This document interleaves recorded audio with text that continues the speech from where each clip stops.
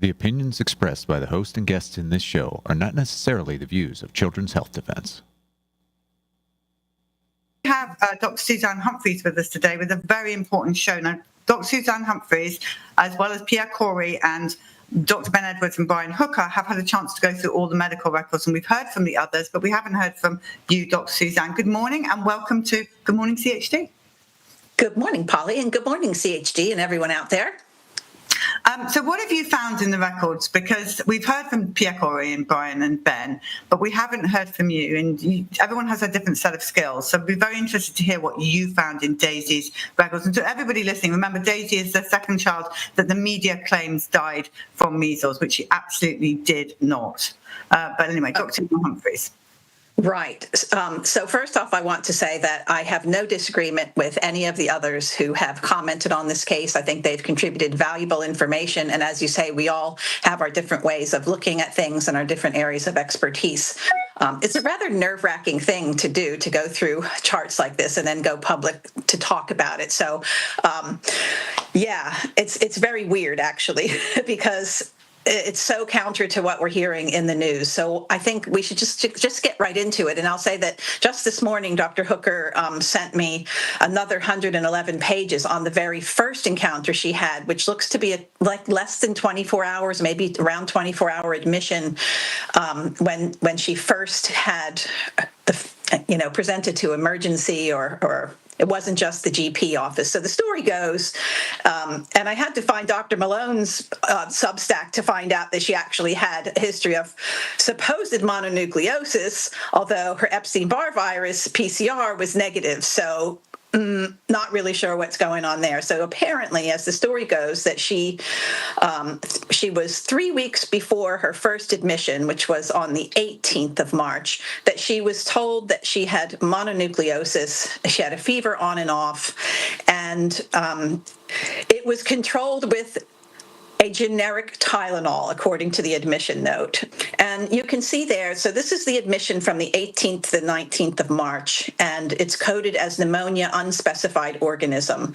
And none of the papers that were sent to me had any of the laboratory tests that were ordered, nor did it have any results.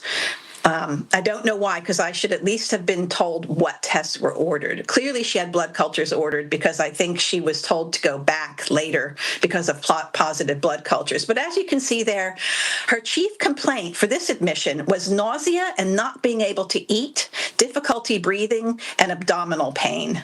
And then they talk about how 3 weeks ago she had a sore throat. She was told it was mono. Fever on and off, controlled with Genexa, which is not even a drug. It's the company that makes some sort of generic. They make allergy brands and they make fever reducers, okay? It said she had red eyes, low oral intake, and then she developed white plaques over her gums and tonsils, which she still has, and she started with diarrhea 3 days ago. So according to Dr. Malone's report, she was supposed to get a tonsillectomy, which you know my opinion on tonsillectomies, which is that doctors are not trying hard enough. They don't have the understanding and they don't have the skills to make these horrible infected tonsils improve, because there are absolutely ways to do it. So then it says that she developed a stronger stomach pain and was evaluated at a community clinic where her oxygenations were low, and she had a CT of her abdomen in this hospitalization, which showed that her spleen was enlarged. And so that probably cemented their idea that she had mononucleosis or Epstein-Barr virus. But as I said, according to a subsequent admission, her EBV PCR, which everybody worships, was negative. So she had a CT of the chest, and she had pneumonia on there with an effusion. And they treated her with Rocephin, which is a cephalosporin antibiotic, with albuterol, which is a bronchodilator, with Toradol, which is a very strong injection of ibuprofen or something similar to that, and Decadron. That's a steroid. Okay, so this was, this was the treatment that she received. I have to not be emotional when I talk about these things. So, okay, here is her discharge. They kept her for 1 day. And here's her discharge exam, where her blood pressure, in my opinion, is low, her pulse rate is high, her respiratory rate is high enough to get a red exclamation point. But if you look at the algorithms as to who can be discharged, it was perfectly fine and legal for her to go home. They have algorithms, and they're written in the chart that if you fall within this certain range and you're a certain age, that you're good to go. So we're doing algorithmic medicine by numbers here. So that's her discharge examination. Next slide shows us that she had an oxygen saturation that went down as low as 85% and also 92%. And that was all on the 18th. That's her day of admission. Now, I want you to look at the thing below that, because it's showing you her intake and output and what she ate, and which is documented pretty well here. She drank Gatorade and Sprite, and she had chicken nuggets and fries, all on the 18th. And as I said, and was made fun of in my Joe Rogan video, that the McDonald's are situated usually in the lobbies of hospitals, if not very close to them, and that doctors think it's perfectly fine to be eating and drinking McDonald's products while children are sick in the hospital. So she had a huge dose of sugar during that time. And then they were infusing her intravenously with sugar and salt because they felt that her blood pressure was low. So they gave her salt water and treated her with antibiotics. And they gave her sugar water because she wasn't eating and drinking.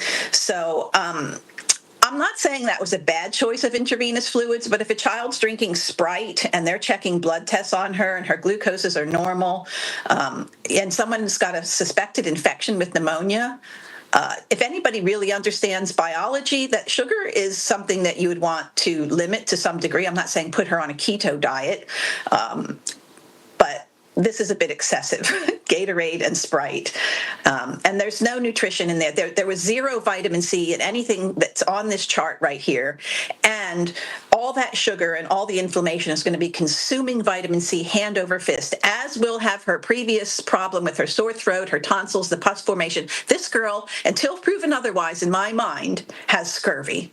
Full-blown scurvy. If we were to check her levels, they would probably be in line with that. And here we have her discharge physical examination, which shows diminished breath sounds in all fields.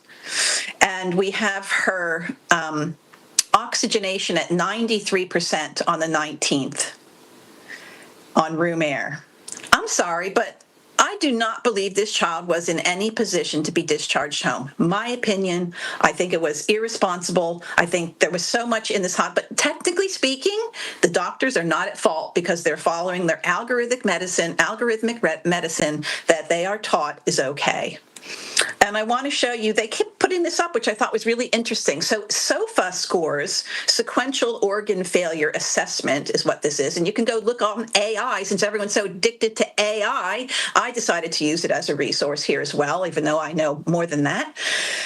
So if you don't know, Dr. Merrick and colleagues did a study where they looked at the SOFA scores in patients with sepsis who received intravenous vitamin C and corticosteroids and those who did not. And they found a profound improvement in SOFA scores and survival rate in survival rate in those patients who received the vitamin C. So now, I'm pretty sure that this is what the score is, and maybe I'm misinterpreting the chart, but she had on this a SOFA score of 2. Now, they go up to 4, so 4 is obviously much worse, but this is a significant sign of organ dysfunction and is a key indicator of sepsis. So this is the whole point, is to look at what the risk is in somebody who has sepsis. Again, to me, this is pointing, and maybe it's subtle, but it's pointing that this girl's not getting better. This girl probably needs to be kept in the hospital a little bit longer. Here we have her discharge vital signs again. She's got a 36.2, slightly low temperature. She's got a pulse of 111 on discharge, but technically speaking, per the algorithms, that's not a problem. Respiratory rate's 32. According to them, that's okay. Blood pressure slightly dropping a little bit. I'm going to now go on, because I think I've said enough about this particular case. The girl probably had scurvy. Her nutrition was horrible. There was no vitamin C offered to her. Now, I'm going to make a public appeal to the authorities, to Mr. Kennedy and the people that work for him, that in people like this, what we need to have in place is a hospital system that the parents can request vitamin C, that the doctors are aware of the benefits of vitamin C from looking at the research that exists, that has been around for so long, and that instead of giving fever reducers, which basically smack down the life force that's trying to destroy the microbe, the invaders, and everything that I talked about before with the heat shock proteins, the necessity of fever, that the medical literature does not. I went back and I said, you know what, maybe I'm just such a dinosaur that my research that I did 10 years ago has changed. And maybe they found something that shows that lowering fevers in infected people is a good thing. But that's not the case. I went and I updated it. It's not. The medical literature says that it's not a good idea to lower fevers in people with infections. Okay? So we need to stop it. These orders on the charts that are automatic for fever reducers, acetaminophen, ibuprofen, Toradol, steroids, all that, I think that should be a pharmacy-only prescription that has to be approved by a pharmacist that's been educated. And instead of that, if this girl started receiving vitamin C intravenously, 500 milligrams per kilogram, at this point or any time before or after, it's my very strong belief from my experience that she would still be with us. So you can argue all you want that, oh, you're going to cause a kidney stone or you're going to have kidney failure. You don't know if there's kidney failure. Do you know how many drugs doctors give that can cause kidney failure and they don't check anything beforehand? So look, if you're worried about that, it takes about an hour to get a kidney function test back. You can get a G6PD level if you want to within 24 hours. So there should not be a hesitation to give this child, yes, go ahead and give her the fluids, but give her the vitamin C intravenously and carry it on by mouth. She would still be here today. Check a vitamin D level. No vitamin D level checked anywhere in any of these charts. Do you know what a difference it could have made? Of course her vitamin D is going to be in the basement. Just vitamin D and vitamin C alone, okay? Any infection needs to be done. All right, spiel over. Interestingly, on the first admission that I just talked to you about, they said that her oropharynx, her tonsils were clear. Yeah, and again, the food that I showed you that they gave her, would you give that to a child who has nausea, vomiting, anorexia, stomach pain, an enlarged spleen, and diarrhea? Is that the food you would give? Because I'll tell you, they also gave her something to basically what they give her, Zofran, an anti-nausea medication, which means that you could stuff any garbage into this girl and she probably would tolerate it. Later on in her future admissions, she's so constipated that they have to start giving her stool softeners. So it's just, I'm so glad I left the system. I'm so glad that I'm not doing this to people anymore. Honestly, sorry. We have the second admission. There's 3 total, and I've spent at least 6 to 8 hours putting this all together and reading it, because it's the kind of thing I really don't want to make any mistakes on. And the way they sent us the charts, honestly, it's almost like they were just going, let's put the pages upside down. Let's not have them in any particular order. So I went over some 200 pages that were completely out of order, duplicates everywhere. So here we have the second admission, which was from the 21st of March. So she's out of hospital now for 2 days. Smart parents, though, at least they knew that something was wrong and they brought her back. Unfortunately, who they brought her back to wasn't exactly that smart. So her admission on this one is from the 21st to the 24th, and then they sent her home. So here we have on slide 1, and they can't stop talking about her immunization. They just can't. Pretty much every note, and we know that doctors just copy the first note from the chart over and over again. Unimmunized, unimmunized, unimmunized.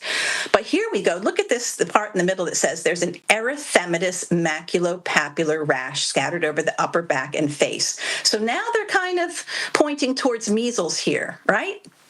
And in the previous one, they said that she had spots on her tonsils. So I assume they did a strep test and ruled that out.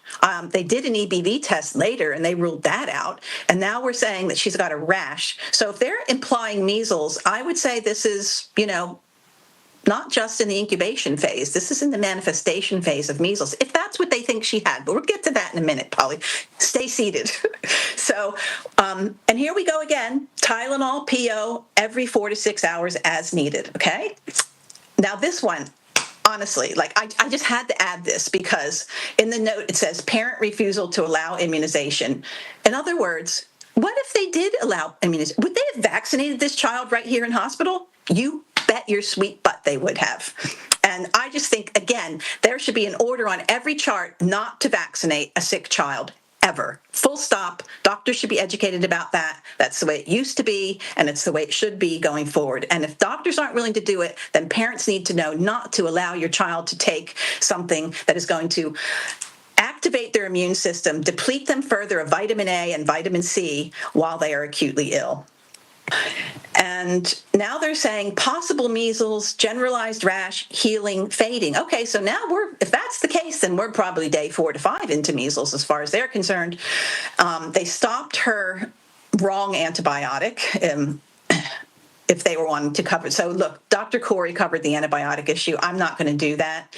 But you know, when someone comes into the hospital and you don't know what they've got, you want broad coverage, and they just keep giving the same antibiotics, which cover gram-positives and not atypicals like he talked about before. Okay, so we've got her on airborne precautions, which means likely she's in a negative pressure room where all the staff have to gown up and put N90 something masks on. And, you know, when that happens, as we learned during COVID, people don't like to go in and out of those rooms, you know, so I think that there probably are a few less visitors in rooms when this is going on. I'm showing you the results as of the 21st for, these are Epstein-Barr negative. Okay, so she didn't have mononucleosis. So we don't have a diagnosis of what happened weeks before. Then we have a measles IgG, which is negative. We'll get to this in a minute, a little bit more about that. And then there were tests pending. So when they discharged her, they had a measles IgM pending. Now, I just want to show you what happens. So you have your infection, which you can 10 to 14 days where you don't really notice anything, or maybe there's a runny nose, sniffly, and sore throat. And then you get your rash onset, which they're showing at day 0 there. And then you have your IgM, which is a type of immune globulin that comes on early during an infection. And that should be detectable at this point. We should have a positive IgM. And okay, so all the trolls are going to tell me how you can have false positive IgMs, right, in pregnancy and things like that. This girl is not going to have a false positive IgM. We need to get that IgM. I've been begging for that IgM level. I have asked everybody I know who's working on this case to get me that IgM level, and nobody's got it to me. I don't know why. Maybe it's lost. Maybe they lost the blood sample. Maybe someone, I don't know, whatever. I haven't seen the IgM level. In my opinion, that is the single most important data point that we need to get right now, and I'll tell you why in a minute. IgG. Now you see where IgG starts. You know, starts 3 to, you should be detectable on 3 days in. And if she's already rash fading, we would expect to see a positive IgG, right? IgG on the 21st. Negative. Okay, you can say, well, maybe it was too early on for her to have that IgG. We need the IgM. We have the magical PCR, fully 100% trustworthy by the world, PCR positive measles test. Okay, now let me just tell you a little story. So there's, I can't give this to you now, but I can give it to you later, where everybody, lots of people, the hospital staff were testing positive via PCR for whooping cough. And it turned out that it was largely contamination, because everything was pretty much coated with particles, or little microscopic particles of whooping cough bacteria. So there were tons of false positive PCRs. So my question, I'm just giving you one example here in this Zmerli study that was done from 2020, where they talk about a measles outbreak in all these vaccinated healthcare professionals.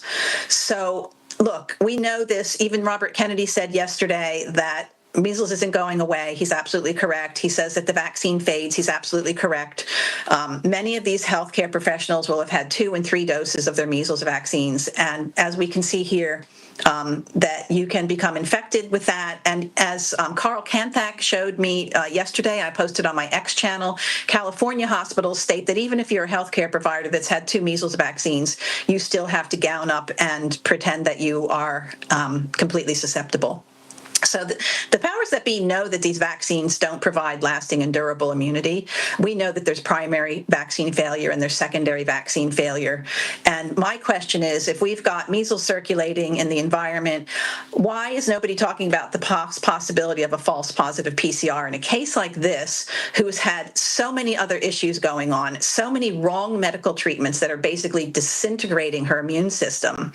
And now we have a supposed PCR positivity where we don't have an IgG positive, and the IgM seems to be lost in space somewhere. I think it's very important that we get that IgM level on the chart and that we find out what it is. Okay, so Pierre Kory talked about this, and he said, when I first read this, I thought, what are they talking about? Antimicrobials initially foregone, and I just kind of skipped over it. But then when I listened to Pierre, he said they basically stopped her antibiotics, and then they restarted them again. So there we have that.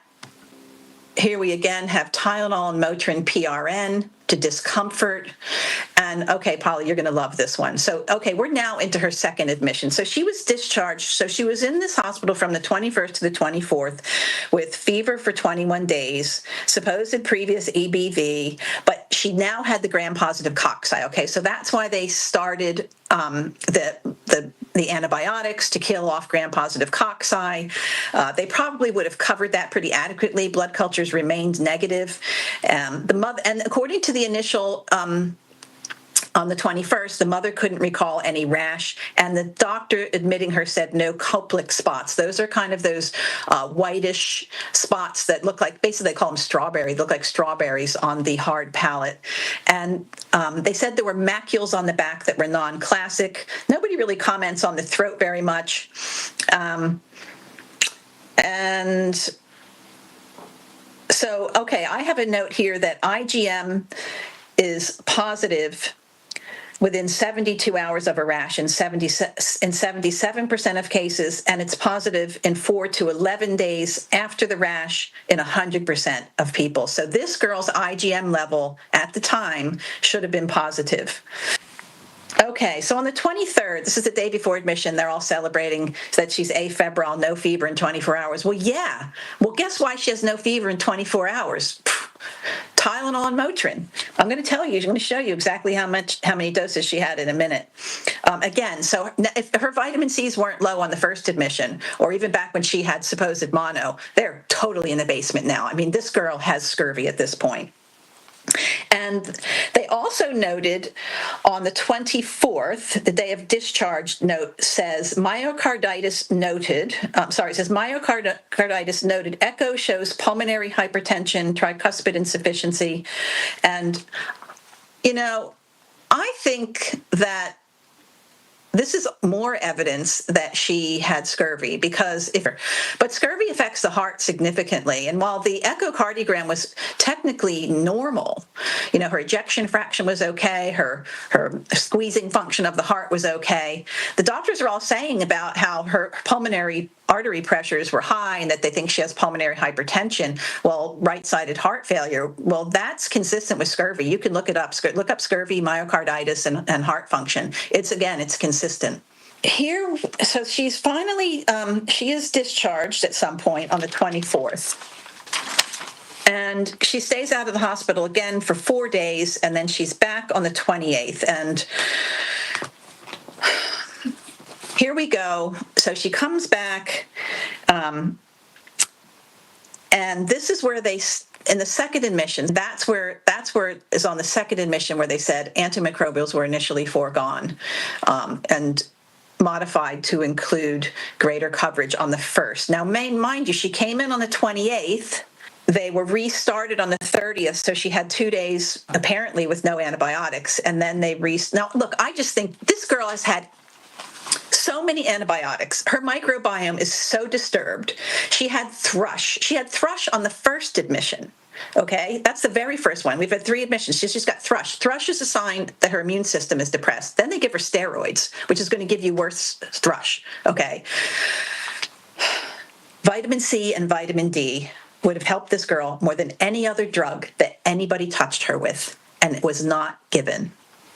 There was just so much Tylenol and Motrin given, but Polly, this is the one that's really going to get you because it's just like the COVID. So lorazepam is a sedative. It's a benzodiazepine.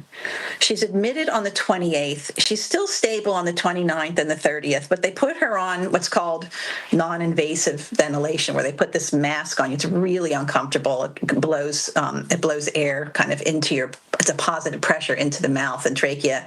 And she was anxious. Oh, gee, I guess why? Like most adults don't like this. Okay, so here she is, and they say they gave her lorazepam for anxiety and picking. So she was picking at her skin. Well, yeah. And they gave her 2 doses on the 30th. Now, mind you, they didn't paralyze her and put her on a ventilator until the 2nd. They gave her 2 more doses on the 1st. So she's had 4 doses of a sedative while she has pneumonia, while she's immune compromised, while she has scurvy. And then everyone's chasing their tail trying to figure out why she's collapsing and needing a ventilator on the 1st. And they call me the quack. This is why I just almost have no words to describe the pathology in the medical system today, the backwardness. And it's a wonder that more people aren't dying. You know, I reviewed some of the medical case histories of people who were really hardcore smokers. I've got this all in my files because I just reviewed it in preparation for this case. And some people, you know, adults can come in with some of the worst cases of measles pneumonitis, which is inflammation in the lungs due to the measles, and secondary pneumonias. And every case report, they're surviving. Every case report that I read, you know, they survive and they go perfectly back to normal. This girl should, even if she did, I'm still doubting the measles diagnosis, but even if she did have measles, she shouldn't have died. And people can scream and yell all they want about her not being vaccinated and that you don't get these infections if you don't have measles. Well, that's not true. We see Epstein-Barr virus. We see strep throat in people. We see pneumonia in children that are vaccinated. We know that the vaccination isn't 100% protective. So stop discriminating against people who aren't vaccinated because they develop pneumonia.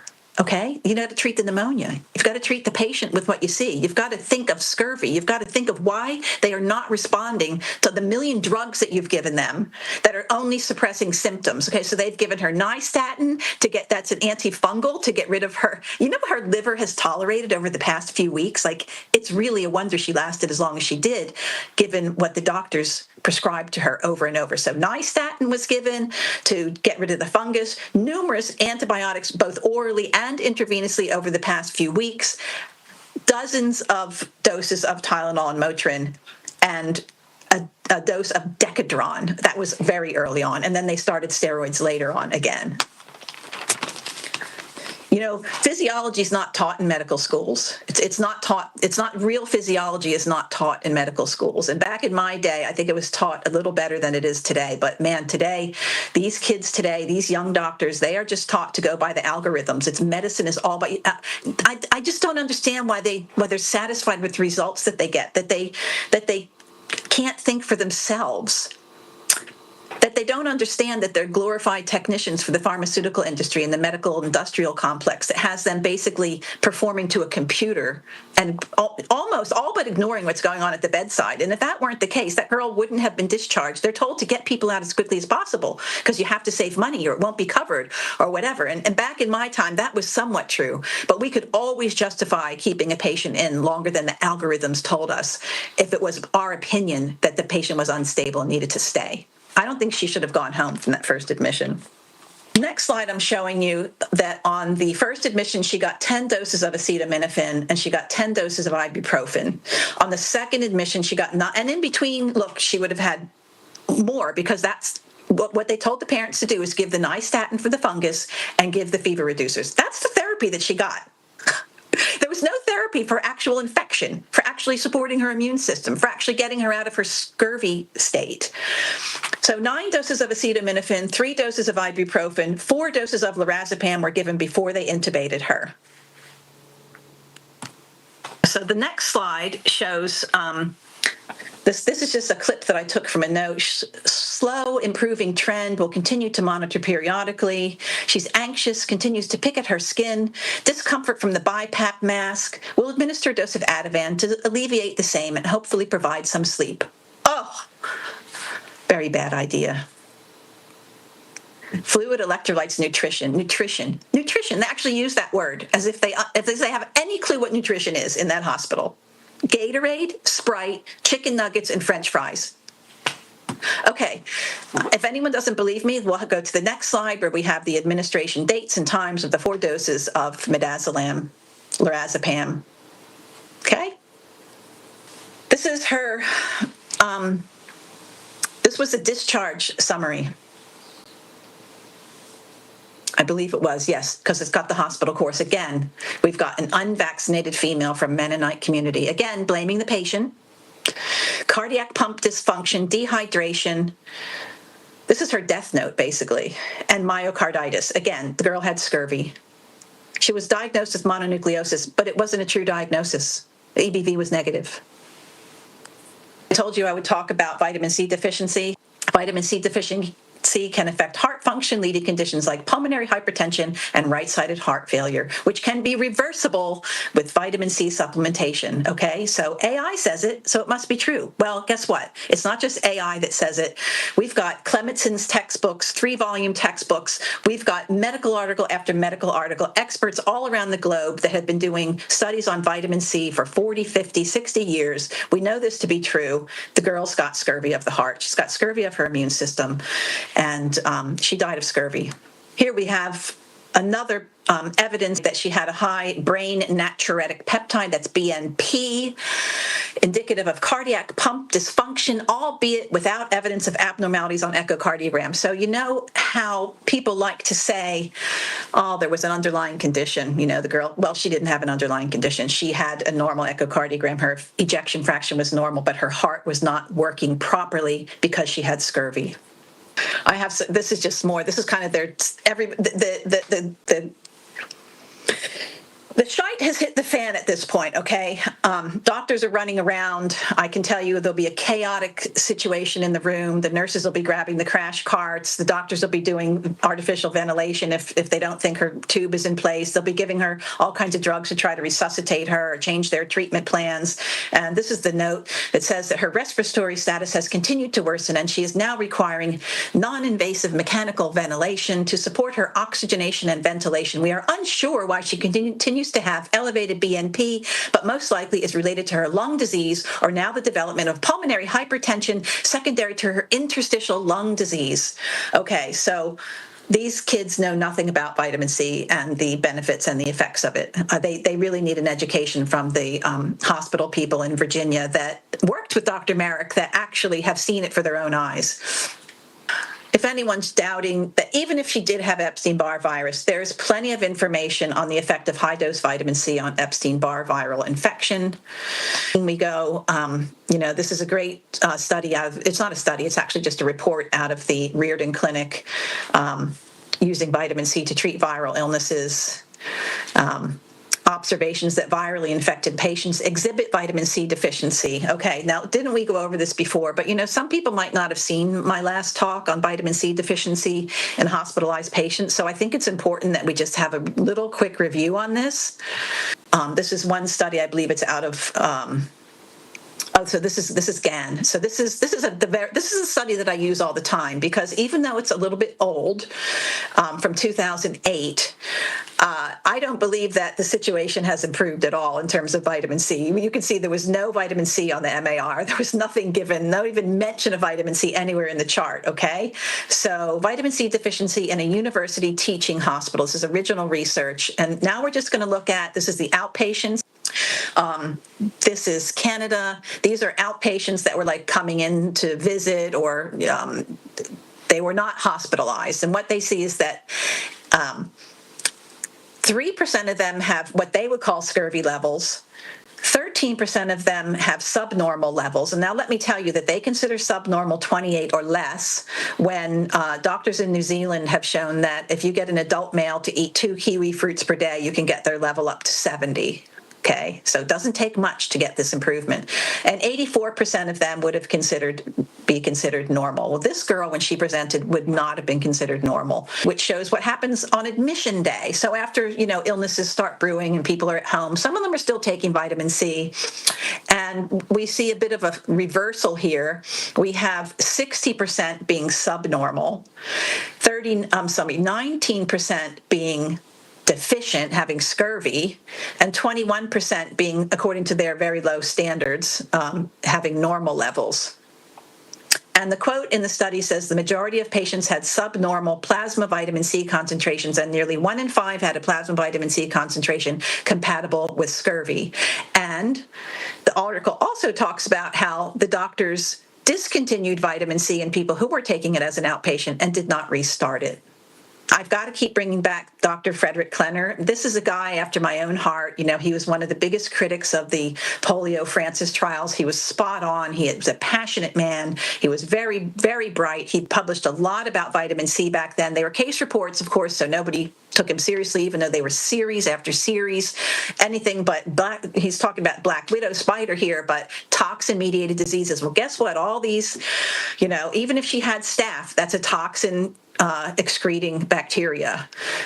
Eventually, they found E. coli in her lungs. Okay, you know where E. coli comes from, so that would have been something that was picked up in the hospital, somehow made its way into her lungs. A very big toxin producer. So vitamin C, you can even nebulize vitamin C. I have found in my career that there is no orifice that you cannot safely administer vitamin C. You can put it up the nose in powder form, in low doses. You can gargle with it. You can put it up. You can do it vaginally. You can put it in the ear. You can put it everywhere on skin. You can drink it and you can nebulize it. So Dr. Klenner says there are some physicians who would stand by and see their patient die rather than use ascorbic acid because in their finite minds, it exists only as a vitamin.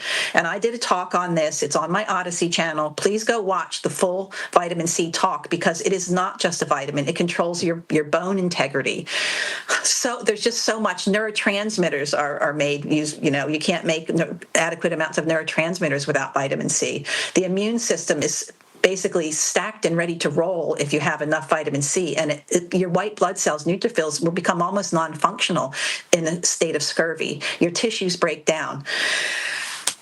So this girl had a complete disservice from start to finish from the educated, registered medical doctors in the United States of America in 2025 because they won't listen to the doctors of the past and to doctors like me who I've treated measles, I've treated mononucleosis. I use vitamin C all the time. It doesn't work every single time, but when infections are present and if someone has scurvy, it does work every single time.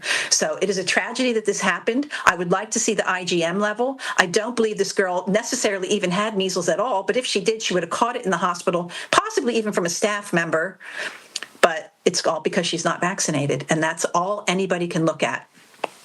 So just to be absolutely clear, did Daisy die from measles, as the press and the Texas health authorities are saying? Daisy died of medical neglect. Daisy did not die from measles. Yeah. Dr. Suzanne, thank you for that presentation. It was mind-blowing. It was tragic. I was, like you said, when it came to the event, zooming in on the midazolam and the fentanyl, because that's how they killed so many in England and over here. But some doctors say that's perfectly normal. So here's my question. The hospital issued a statement and they were like, we're just following standard care or standard of care, whatever that means. Yeah. Who's in charge of putting together these hospital protocols? Who's their boss? Who's the boss of a hospital protocol? Because that person needs to change this stop. Absolutely. And that's why I'm appealing to the new administration to look into this and to change the hospital protocols. And now you talk about putting the midazolam and the fentanyl. Now that's that was done after, you have to paralyze somebody to put them. And I'm not saying, look, this girl should have never met a ventilator. She could have, this whole thing could have been stopped long before she needed a ventilator, okay?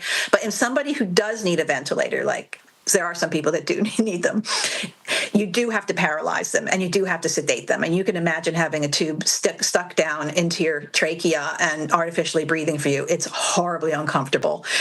So you do have to do that. My criticism is that the day before she got 2 doses of a sedative, and 2 days before that she got 2 doses of a sedative.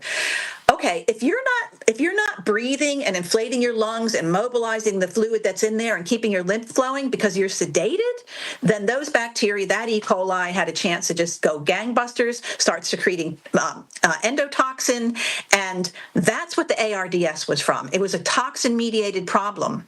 It's this girl shouldn't have had to even get there. A, because as Kory says, antibiotic coverage was terrible, but B, because it was allowed to become so advanced over a period of probably 6 weeks when she first presented with pus on her tonsils, enlarged tonsils, just an enlarged spleen. I mean, her immune system is struggling. Her immune system is saying, please, somebody send me a life raft. All they had to do was give her some vitamin C and check a vitamin D level and get that going. Give her some proper nutrition, not McDonald's, for crying out loud. Go find me a study that tells me how much vitamin C is in McDonald's chicken nuggets, Gatorade, Sprite, and French fries. I'll show you a study that shows how vitamin C levels drop when you eat that crap. So Daisy didn't have a chance in the moment she set foot into that hospital with from what I've seen from what you're just saying, with everything they gave her. She was so sick. And all they did was gave her drugs to suppress her symptoms and antibiotics to kill, nystatin to kill, without any regard for the underlying condition of her immune system and how to get it to fight back properly. It's just, they're thoroughly ignored. The only time they look at that is if you're on an oncology ward and they're killing off your white blood cells for a bone marrow transplant. Then they'll give you stimulators for that because, there are millions. I mean, it's $1 million industry there, if not more. There's no money to be made in vitamin C. If you give people enough vitamin C when they present to a hospital, the hospitalization rates would plummet, the prescription rates would plummet, and profits would go down. And I'm quite certain that that's been the reason behind the ignorance of it for now 7 decades when it comes to the hospital systems, when we could have an absolute revolution in actual medical care. Somebody put a post on my X channel yesterday that said it shouldn't be called health and wellness anymore. It should be called wealth and hellness. Correct. But I mean, look, there's 2 beautiful children that have been killed in the hospital, same hospital, in the last month. Something's got to be done. Well, I would say if you do feel you need to go into the hospital, that demand a vitamin D level and that the child is started on intravenous vitamin C at 500 milligrams per kilogram, infused over 3 to 4 hours, at least once a day, maybe twice a day. That really needs to be done. And, there are some countries that you have to hire an attorney to get that to happen. And if that's what you have to do, then do it. But don't take no for an answer. And please bring your child in some nutrition. Bring them in some home-cooked soup, some broth, some real food. Don't pile them up with sugar. Sugar. Look, this isn't controversial. Sugar paralyzes neutrophils. The nutrition has to change in hospitals. The nutrition has to change at home as well. I mean, there's a whole thing on the it would be. Of course, if the parents thought that was normal, that's an issue that needs to be addressed. And it sounds to me like, the religious community. While I'm a believer and I have a lot of grace for these people, I would like for them to understand nutrition better, because there is a blueprint that God made for us, for our immune systems and for our intestines and our overall well-being, and for us to stay thin and fit. And it does not include Gatorade, Sprite, chicken nuggets, and French fries, or anything like that. Dr. Suzanne Humphries, thank you very much for this interview. Is there anything else you want to add? No, I think I've probably said too much, quite frankly. You've been brilliant. Okay, well, I think we should end it here for now. But the amount of work that you've put into that is phenomenal, and so it goes on. So there's more to come. We're still trying to get more records from both of those girls, but it's clear that both of them were killed by medical error, and so not by measles. So for those mummies that are rushing out to get those 6-month babies the MMR vaccine, please read and understand what these doctors have put together, because they did not die from measles, and the MMR is unsafe, barbaric, and can potentially kill your child. Anything else? No. Okay. You're fantastic, Dr. Suzanne Humphries. Thank you very much. This and all CHD TV programming is made possible by generous support from viewers like you. Please consider making a contribution today to keep our programming going strong. Thank you.